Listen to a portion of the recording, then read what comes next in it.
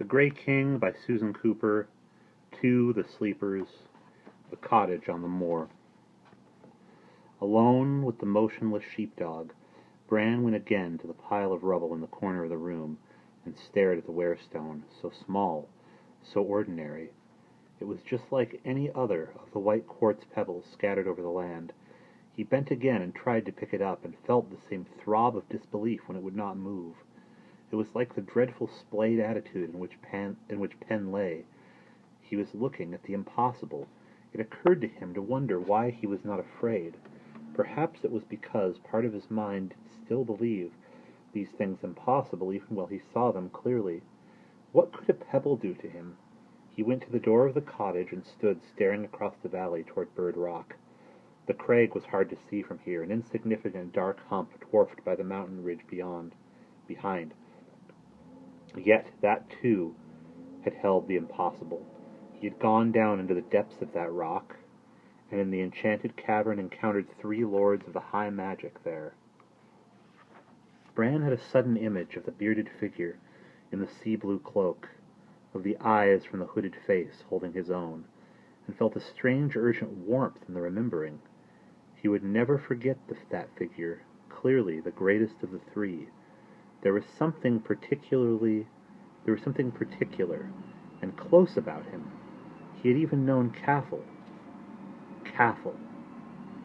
Never fear, boy. The high magic would never take your dog from you. Only the creatures of the dark take away from one another, boy. All creatures, but man more than any. Life they take. Beware your own race, Bran Davies. They are the only ones who will ever hurt you. The pain of loss that Bran had begun to learn to conceal struck into him like an arrow. In a great rush, his mind filled with pictures of Caffel as a wobbly-legged puppy. Caffel following him to school. Caffel learning the signals and commands of the working sheepdog. Caffel wet with rain, the long hair pressed flat in a single parting along his spine. Caffel running. Caffel drinking from a stream. Caffel asleep with his chin warm on Bran's foot. Caffel dead. He thought of Will then. It was Will's fault. If Will had never brought him to... No, Bran said aloud suddenly. He turned and glared at the wearstone. Was it trying to turn his mind to thinking ill of Will and so to divide them? Will had said, after all, that the dark might try to reach him in some way he would least expect. That was it, for sure. He was being influenced subtly to turn against Will. Bran felt pleased with himself for noticing so soon. "You can save your effort," he said jeeringly to the wearstone. "It won't work, see?" He went back to the doorway and looked out at the hills. His mind drifted back to thought of Caffel. It was hard to keep away from the last image, the worst, yet precious, because it was the closest. He heard again the shot, and the way it had echoed round the yard. He heard his father saying as Caffel lay bleeding his life out, and Caradog Pritchard sneered with success. "Caffel was going for sheep, there's no question. I cannot say that I would not have shot him myself in Caradog's place. That's the right of it. The right. The right." So very sure his father was always of the right and the wrong. His father and all his father's friends in chapel, and most of all the minister with his certain sure preaching of good and bad, and the right way to live. For Bran it was a pattern of discipline. Chapel twice on Sundays. Listen and sit still without fidgeting, and do not commit the sins the good book forbids. For his father it was more. Prayer meetings sometimes twice a week, and always the necessity of behaving the way people expected a deacon to behave. There was nothing wrong with chapel and all of that, but Bran knew his father gave it more of himself than any other chapel member he had ever met. He was like a driven man with his anxious face and hunched shoulders, weighed down by a sense of guilt that Bran had never been able to fathom for himself. There was no lightness in their lives. His father's endless, meaningless penance would not allow it. Bran had never been allowed to go to the cinema in Tywin, and on Sundays he could do nothing at all except go to chapel and walk the hills. His father was reluctant to let him go to school concerts and plays. It had even taken John Rowlands a long time to persuade him to let Bran play the harp in contests. At Estedfado, It was as if Owen Davies kept both of them, himself and Bran, locked up in a little box in the valley, bleak and lonely, out of contact with all the bright things of life, as if they were condemned to a life in jail. Bran thought, "It's not fair. All I had was Caffel, and now even Caffel is gone." He could feel grief swelling in his throat, but he swallowed hard and gritted his teeth, determined not to cry.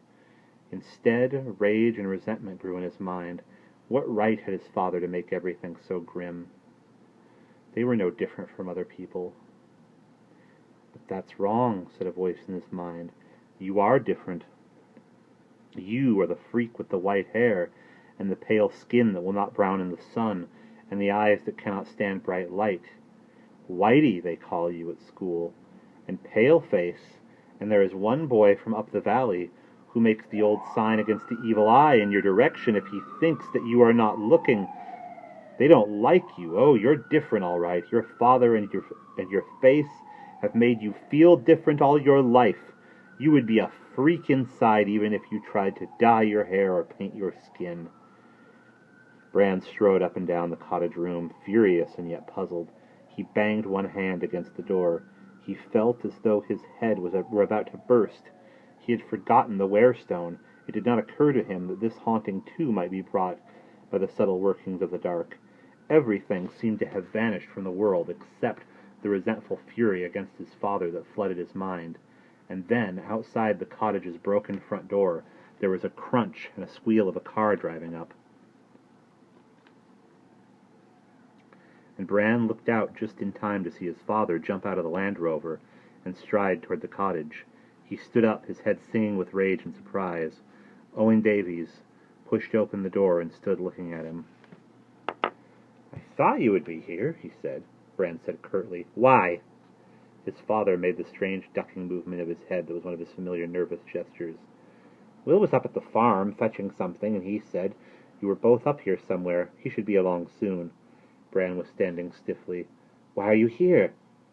Did Will make you think something was wrong?" "Oh, no, no," Owen Davies said hastily. "Well, then what?" But his father had seen Pen. He stood very still for a moment, then said gently, "But something is wrong, isn't it?"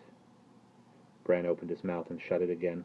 Owen Davies came further into the room and bent over the helpless sheepdog. "How was he hurt, then? Was it a fall? I never saw an animal lie so." He stroked the dog's head, felt along his legs, and moved his hand to pick up one paw. Pen gave an almost inaudible whine and rolled his eyes. The paw would not move. It was not rigid or stiff. It was simply bound fast to the earth like the wearstone. Bran's father tried each of the 4 paws in turn, and each time could not move any fraction of an inch. He stood up and backed slowly away, staring at Pen. Then he raised his head to look at Bran, and in his eyes a terrible fear was mingled with accusation. "What have you been doing, boy?" Bran said. "It is the power of the Brenin Lud." "Nonsense!" Owen Davies said sharply. "Superstitious nonsense, and I will not have talk of the old pagan stories as if they were true." "All right, Da," Bran said. "Then it is superstitious nonsense that you cannot... Then is it superstitious nonsense that you cannot move the dog?" "It is some kind of rigor in the joints," his father said, looking at Pen. "It seems to me that he has a broken back, and the nerves and the muscles are all stiffened up." But there was no conviction in his voice. "There is nothing wrong with him. He is not hurt. He is like that because..." Bran felt suddenly that it would be going much too far to tell his father about the wearstone. He said instead, "It is the malice of the Brenin Lud. Through his trickery, Caffel was shot when he should not have been, and now he is trying to make it easy for that crazy Caradog Pritchard to get Pen as well." "Bran! Bran!" His father's voice was high with agitation. "You must not let yourself be carried away so by Caffel dying. There was no help for it, Bactjan.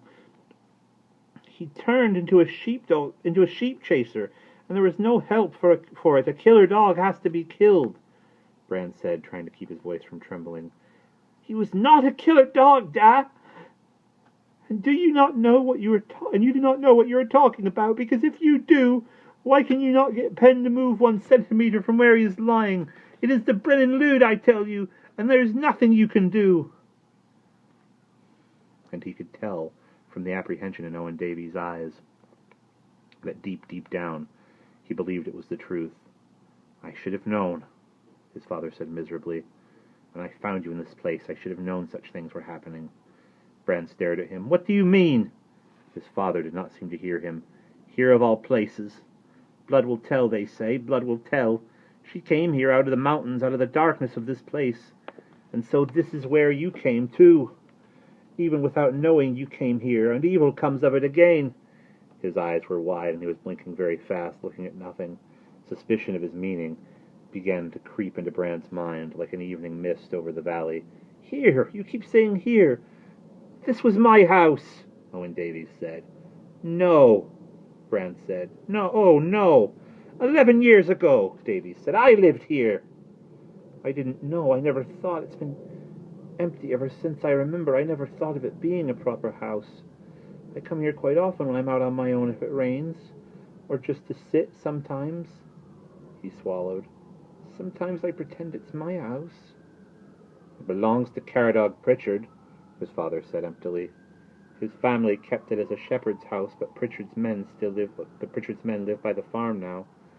I didn't realize, Bran said again. Owen Davies stood over Penn.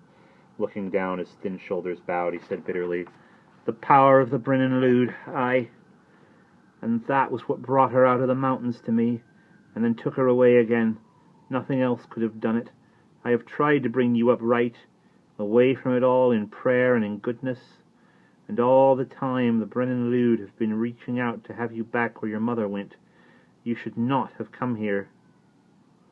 But I didn't know, Bran said. Anger flared in him suddenly like a blown spark. How was I to know? You never told me. There's never anywhere else to go anyway. You don't let me go to Tywin ever, not even to the pool or the beach after school with the others. Where else do you let me go except out to the moors? And how was I to know I shouldn't have come here? Davies said wretchedly. I wanted to keep you free of it. It was over. It was gone. I wanted to keep you away from the past. We should never have stayed here. We should have moved from the valley at the beginning. Bran shook his head from side to side as if trying to cast something away from it. The air in the cottage seemed to be growing oppressive, heavy, filled with prickling tension, like the forewarning of a thunderstorm. He said coldly, You've never told me anything, ever. I just have to do what I am told all the same. This is right, Bran. Do it. This is for the best. This is the way. You must behave. You won't ever talk about my mam. You never have. I haven't got a mother. Well, that's not so unusual. There's 2 boys at school haven't either, but I don't even know anything about mine. Only that her name was Gwen, and I know she had black hair and blue eyes, and that's only because Mrs. Rowlands told me so, not you. You wouldn't ever tell me anything, except that she ran away when I was a baby. I don't even know whether she's alive or dead, Owen Davies said quietly. Neither do I, boy. But I want to know what she was like, the tension sang in Bran's head, like an angry sea. He was shouting now. I want to know, and you're scared to tell me because it must have been your fault she ran away. It was your fault. I've always known it was. You kept her shut off from everybody the way you've always kept me, and that's why she ran away. No, his father said. He was walking unhappily to and fro in the little room. He looked at Bran anxiously, warily, as if he were a wild animal that might spring. Bran thought the wariness was that of fear. There was nothing else in his experience that he could imagine it to be. Owen Davies stumbled over the words. You're young, Bran. You have to understand. I have always tried to do what is right, to tell you as much as is right, not to tell you anything that might be dangerous for you. Dangerous? Bran said contemptuously. How could it be dangerous to know about my mother? For a moment, Davies' control cracked. Look over there, he snapped, pointing at Penn. The dog lay still, motionless, dreadfully flattened down, like a skin pegged out to dry. Look at that! You say that is the work of the Brennan Lewd, and then you ask me how there could be danger? And we'll pause there.